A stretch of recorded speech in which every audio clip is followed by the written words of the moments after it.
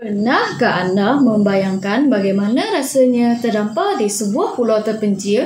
Bagaimana jika anda perlu bergantung sepenuhnya pada kebijaksanaan dan keberanian untuk terus hidup? Hai semua, nama saya Daniela Jen Anak Bakau.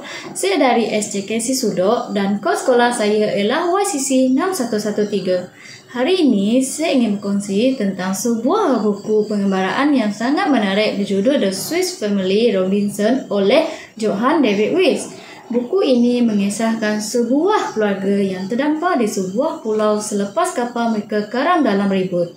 Cerita ini bermula apabila Encik dan Puan Robinson serta 4 anak lelaki mereka berlayar ke dunia baru.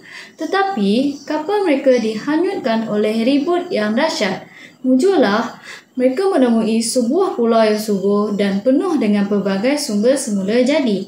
Dengan menggunakan kebijaksanaan dan kemahiran mereka, keluarga ini membina rumah di pokok, mencari makanan dan menjinakkan haiwan liar. Mereka menghadapi pelbagai cabaran seperti serangan haiwan buas dan cuaca yang tidak menentu, tetapi mereka tidak pernah berputus asa. Apa yang saya suka tentang buku ini ialah pengajaran yang disampaikan. Ia menunjukkan betapa pentingnya keberanian, kepintaran dan kerjasama dalam menghadapi kesusahan. Setiap ahli keluarga memainkan peranan yang penting untuk memastikan mereka dapat bertahan di pulau tersebut.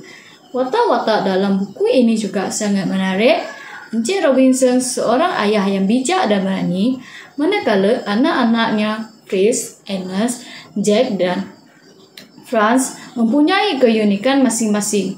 Fritz seorang yang kuat dan lasak, Ernest seorang yang bijak dan suka membaca, Jack seorang yang bersemangat dan berani, manakala Franz yang paling muda tetap cekal menghadapi cabaran. Selain itu, buku ini juga penuh dengan elemen penggembaraan yang mendebarkan. Pembaca akan merasa seolah-olah mereka turut berada di pulau tersebut. Menurut ke gua tersembunyi, membina rumah di atas pokok dan menemui haiwan-haiwan eksotik. Saya sangat mengusyurkan The Swiss Family Robinson kepada semua yang menyukai cerita penggembaraan dan ketahanan diri. Buku ini bukan sahaja menghiburkan, tetapi juga mengajar kita tentang pentingnya keluarga, kerja keras dan kreativiti dalam menghadapi rintangan hidup. Saya tidak sabar untuk membaca lebih banyak buku penggembaraan yang menarik.